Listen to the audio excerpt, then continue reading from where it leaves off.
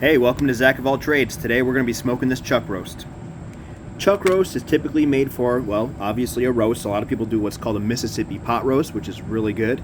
Other people do poor man burnt ends, and some people do like a brisket style, poor man's brisket, and that's what we're doing today.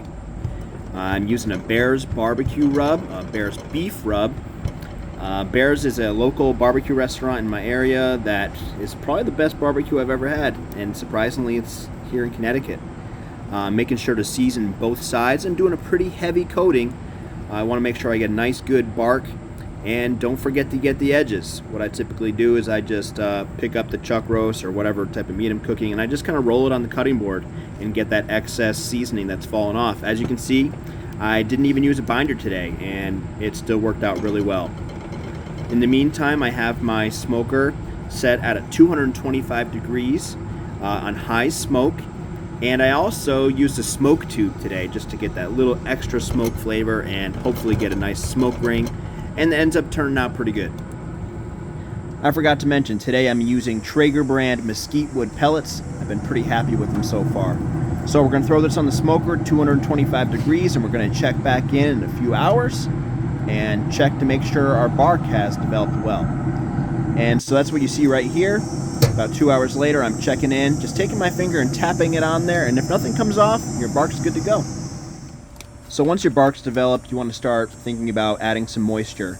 I could not find my spray bottle anywhere, so I stole something from my wife, and I'm adding some beef broth and some apple juice. And I'm gonna go and just dump a little bit on the chuck roast every hour or so. So just a 50-50 mix. You could get creative and add Worcestershire sauce, apple cider vinegar, whatever. Some people just use water. So just make sure that's thoroughly mixed, and we're gonna add some to the chuck roast.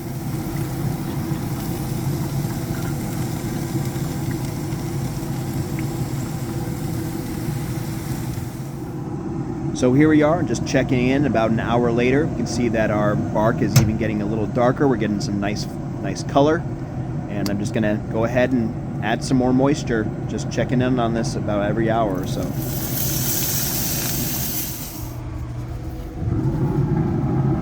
A little bit later, we hit 170 degrees, so I figured it was about time to wrap it up. And our bark has developed well. We get really nice color. So just got some regular old aluminum foil. I didn't have the heavy duty stuff.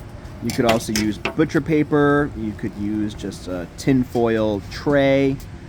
I'm just using aluminum foil here, and I'm going to create like a little boat and just add the rest of my liquid on top.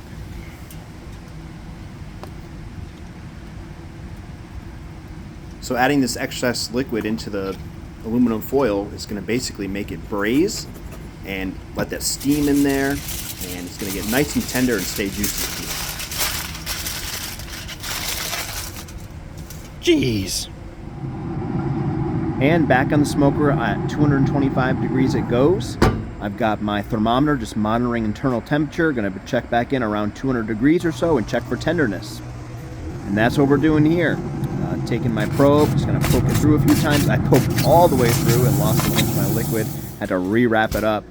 And then going to let it rest here wrapped in this towel for about an hour or so. We had some more side dishes going, and it's just good to let this sit and let that moisture kind of just redistribute throughout the meat, and to ensure that you don't have a dry roast.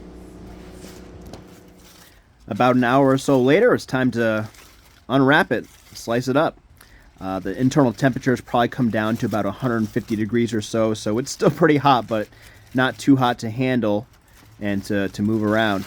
It is tender, smoky, smells amazing. Just taking that extra juice and gonna dump that on top. Don't want to lose that goodness, and it's a thing of beauty.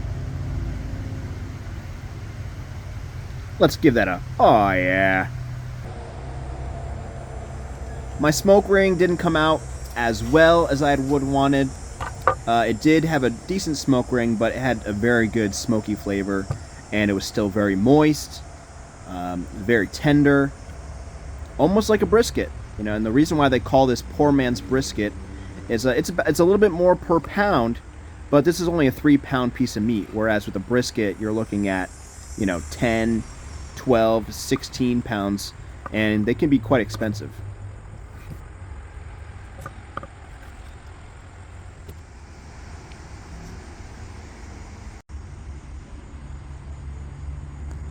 Hey, if you made it this far in the video, I want to tell you that I appreciate you and your time, and it does really help me out if you leave a like or follow, subscribe, depending on what app you're watching this on.